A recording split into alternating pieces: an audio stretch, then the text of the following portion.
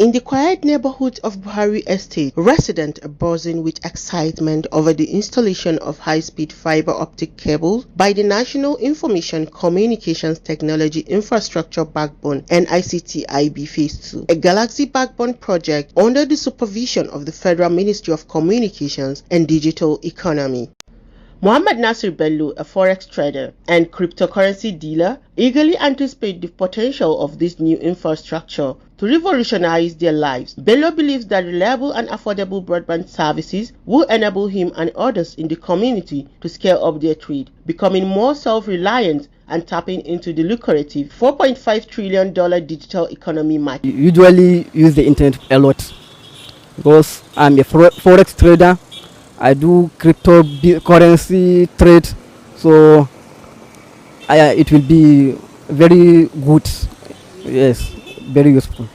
Sharing the same optimism, Abdul Qadir expresses frustration over the area's current epileptic internet connectivity. He hopes that once the fiber optic cables are installed and launched, the chronic connectivity issues will become a thing of the past. Additionally, Abdul Qadir sees great potential in the new infrastructure to generate digital job opportunities benefiting the teeming youth population in the area.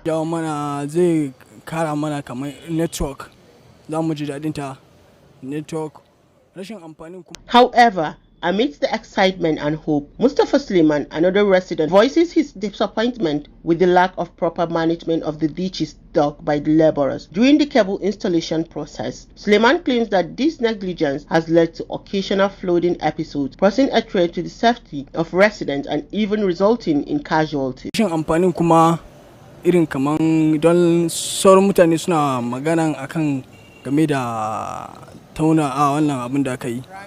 Rami da aka yi nan ruwa idan ruwa ya cika yara suna fadawa kuma bayan aka kuma yana dan mana wannan a kofan gida hakan nan don wayansu ma suna complain suna cewa kan yana bata musu kofan gida hakan nan.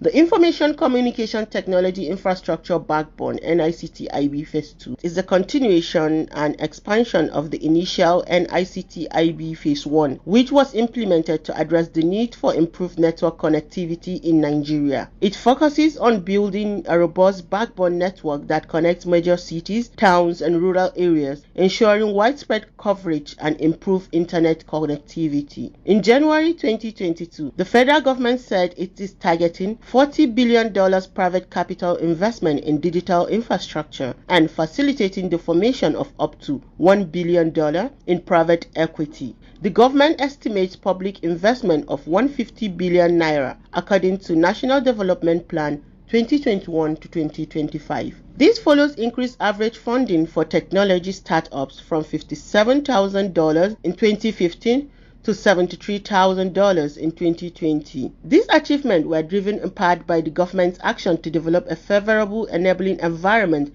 For example, 98% of the approximately 1,400 kilometers of the NICTIB Phase 1 has been completed and is in operation across 11 states. In 2020, the Nigerian government supported leading fiber and transmission infrastructure companies to extend coverage through the second phase of the NICTIB Phase 2 with over 3,250 kilometers of fiber optic cables running across the 6 geopolitical regions. The NICT project Phase 2 is being funded through $328 million private credit facility. Dr. Ali Muhammad Usman, a lecturer at FCE Gombe and ICT expert, emphasized the importance of this development. He believes it will put an end to the unreliable internet and enable citizens to use AI and IoT economic growth.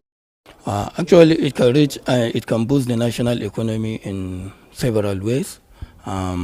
Nowadays, our teeming youths are moving into IT. I think with most of the training that the former government brought into, particularly in ICT, I can remember NITDA were engaged in doing so many training, and even some other parastatal of the NITDA. Okay, and we participated in some of the training where we saw most of our teaming youths going into various training where their main target is to be on their own. because actually there is no work in the country, so people are looking for nowadays the work that they can stand on their feet. He also called on Galaxy Backbone to prioritize cyber security and affordable services rates in the long run, while providing access to computers through hubs so as to include and benefit persons with disability. Back in September 2018, as part of the former President Muhammadu Buhari's 6-day official visit to attend the Beijing summit of the Forum on China-African Cooperation (FOCAC), Nigeria and its host China sealed a $328 million agreement to develop information and communication technology infrastructure in Nigeria. Details of the agreement, according to a statement issued and signed by presidential spokesperson at the time, is on the National Information and Communication Technology Infrastructure Backbone Phase 2 between Galaxy Backbone Limited and Huawei Technology Limited. The extension publicly commenced in 2020. However, noticeable gaps from investigations revealed that the project has no non-contract date, and there was a price change from the initial budgeted price, according to data analysts from the State House website, the NITDA website, and the Debt Management Office website. This is in addition to the fact that there is no non-scope of work and the contract start or end date is not mentioned. Efforts to obtain missing information on coverage area were unsuccessful. This reporter visited the Galaxy Backbone regional office in Gombe, but the director could not provide information without clearance from the headquarters in Abuja. 2 visits to the Abuja headquarters also failed to yield result. In one visit, the person in charge of security claimed the head of corporate affairs was not in, while the second visit, the gate security denied entry despite it being a working day. The ongoing installation of fiber optic cables brings hope to communities. They eagerly await the benefits of reliable and affordable broadband services, such as increased trade opportunities and improved access to digital resources and jobs. However, there is need for proper management to avoid negative consequences. As the NITDA Phase 2 project progresses, it is crucial for stakeholders to address the concerns raised by residents like Suleiman. Balancing the excitement for progress with the need of adequate infrastructure management will be vital in ensuring the successful implementation of this transformative project. Untimely, the fiber optic cables being laid in Kano,